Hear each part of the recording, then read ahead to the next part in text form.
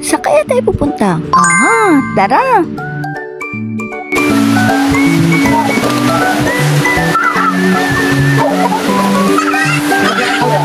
Ito yung time na nag-overnight stay kami sa Loreland Resort. So, ito nga pala yung room namin. Merong 2 bathroom.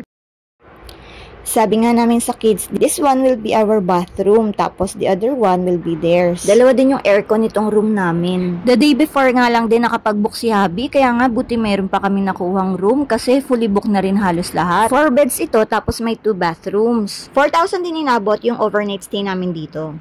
Noong November nga pala ito, kaya madami ding nagpapabook dahil nga tumapat na holiday. Nighttime agad! Nighttime na. It's okay, we're still going to swim. And then, after eating, what are you going to do? We're gonna sleep. Sleep? Hindi ka na magsiswim? Kami na lang Dog. Kami na lang magsiswim. Tulog ka na lang. Sabi mo eh. Hi guys! So, we're going to eat first. Yeah. Labas! By the way, meron na rin nga palang restaurant dito sa loob ng Loreland Farm Resort. What are we gonna eat? Ayan, so dito, ang laki din ng swimming pool. So, ang ganda din ng view mo habang kumakain kayo sa restaurant. Rice meals, pasta, and drinks ang in-order namin. Daddy! Mommy! It's raining! At ayan, umulan nga rin bago pa kami makapag-swimming. Ito nga pala yung pinaka-view ng restaurant nila.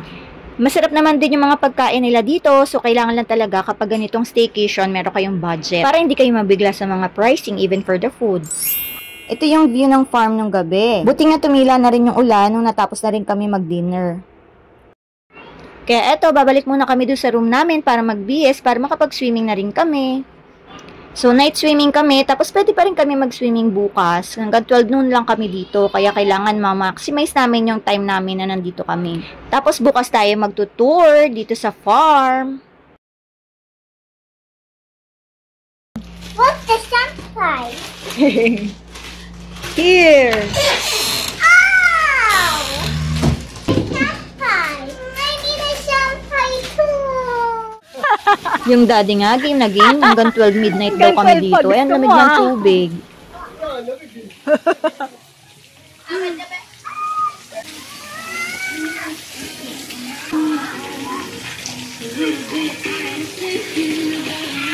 Hindi na rin nga kami masyadong nagtagal mag-swimming para bukas, mas makapag-swim pa kami at maaga magising.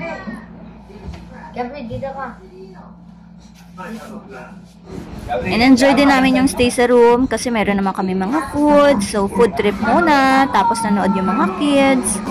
May mga snacks kami para after mag-swimming. Meron din kinakain dun sa room namin.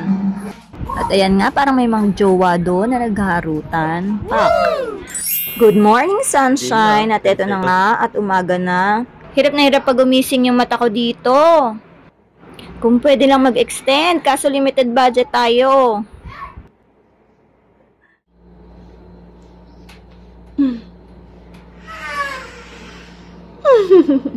Good morning, everyone. Good morning.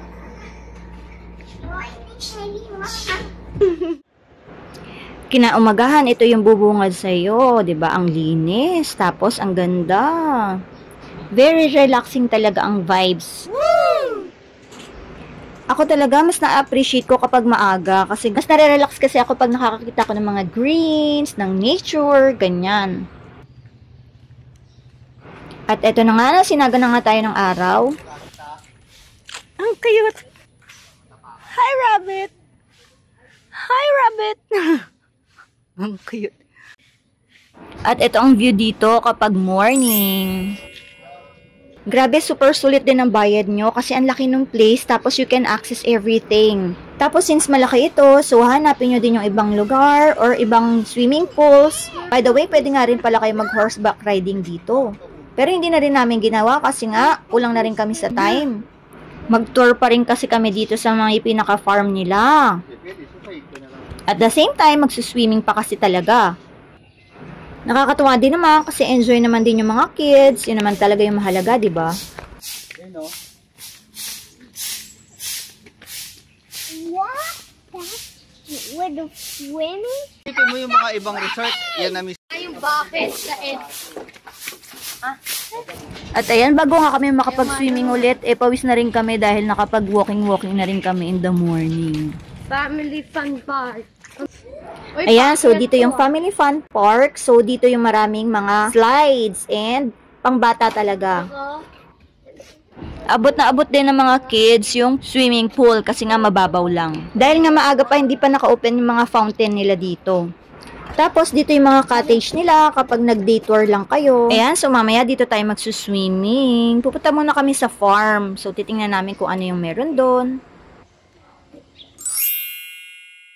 So far, ito talaga yung pinaka-recommended kong place na maganda talaga. Sa Antipolo ito located.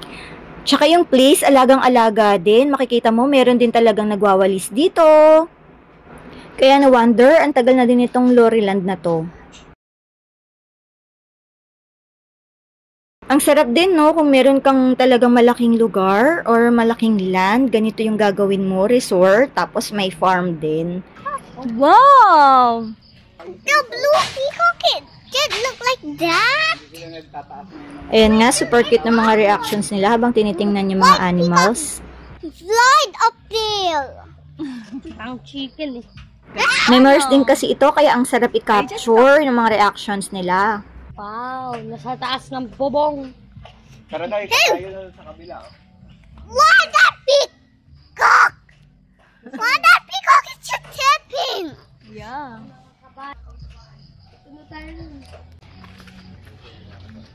May ano nga, yung halaman. What is that? Eat the cabbage! Rabbit yun eh. Mga rabbit. Babies! Baka pala ng rabbit. Baby rabbit! The babies. They're so cute. There are bunnies. They're so cute. Yeah. There are bunnies. No, don't put it. Hey, there's a black rabbit here.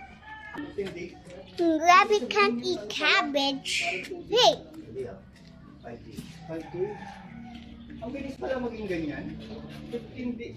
After 10 days, ito mga to. Oh my God. Why the blinking thing?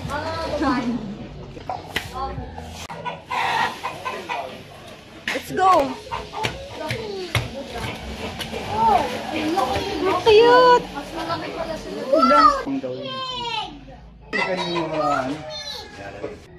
Thankful din ako sa opportunity na meron kaming ganitong time sa mga kids namin. That we get to enjoy to be with them while they're young. At eto na nga, magsuswimming na nga ang mga person. Let's go in! Oh, cute! Ayan nga, so ganito lang kababaw yung pool dito. So, isang malaking straight yan na ganyan lang kababaw. Kaya pwede ding iwan yung mga kids. So kami medyo relax ng daddy. Kaya hinahanap ko nga din yung daddy kung saan napunta. Naku, nandun pala sa may gilid. Nagmo-moment siya. Dito pala kami halos nagtagal mag-swimming kasi nga kagabi nakapag-swimming na kami dun sa may walang slides. Kapag umaga kasi dun mo mas ma-enjoy yung side ng swimming pool na ito.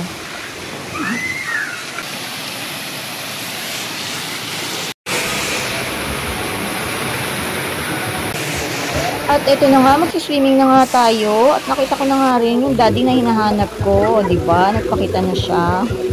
May silong na nga dito. So, doon kami medyo nag-i-stay. Dahil ang babaw, gapang-gapang lang ang peg natin dito para mag-swimming.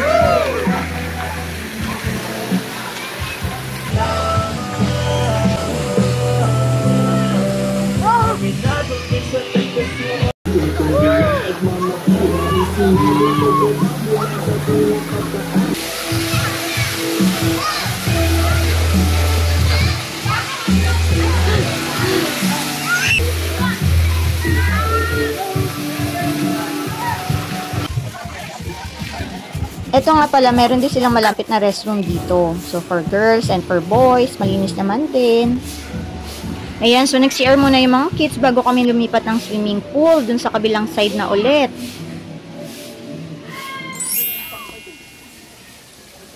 So, dito naman is 3 swimming pools naman ang meron. Tapos may slide din.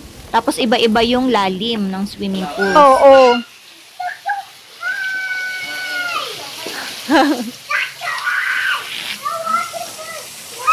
Itong slide nga lang na ito is napakahaba, tapos mababaw lang yung pinaka-pool niya. So, medyo madulas yung slide. Kailangan din i-assist yung mga kids kapag mag-i-slide dito. 3 pool din dito, yung sa kabilang side is mas malalim.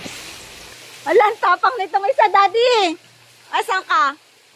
Ayan na nga si Misha, nakita ko na lang, nasa taas na ng slide. Gusto niya mag-slide, Daddy.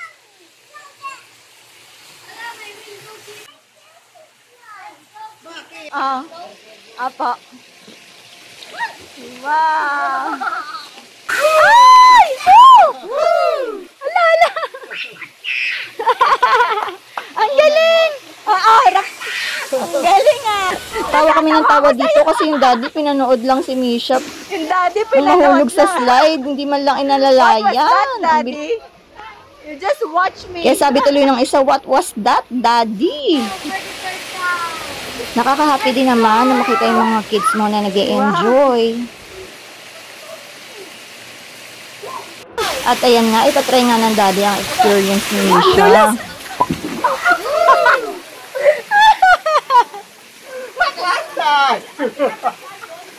Misha! Kaya malalam ko. Not safe.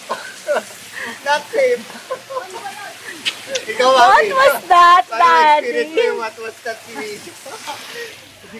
Ayan, so this one is mas malalim naman na side ng pool.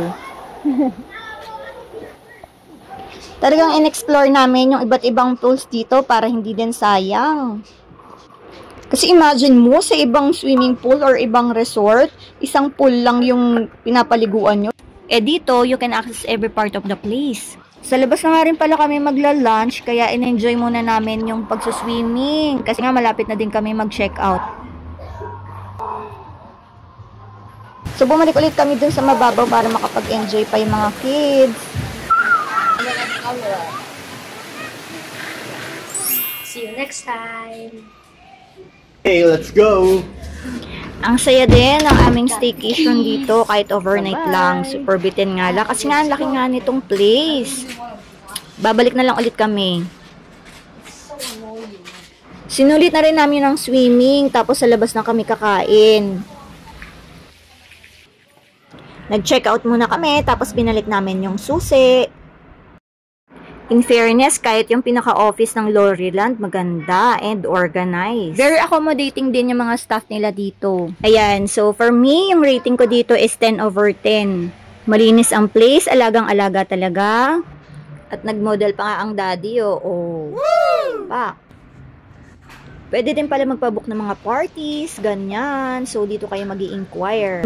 Very considerate din yung mga staff nila dito. Malinis yung place, tsaka alagang-alaga. Yung room kasi namin, supposedly for 4 persons lang. So, consider na nila yung twins na count as 1 na lang. So, wala na kaming additional charge. Ayun lang. I hope you enjoy watching. Kuya naman daw, yay!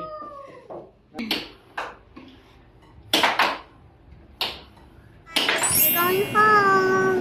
We're going to eat first. Okay. We're gonna eat first. That's it. Bye-bye.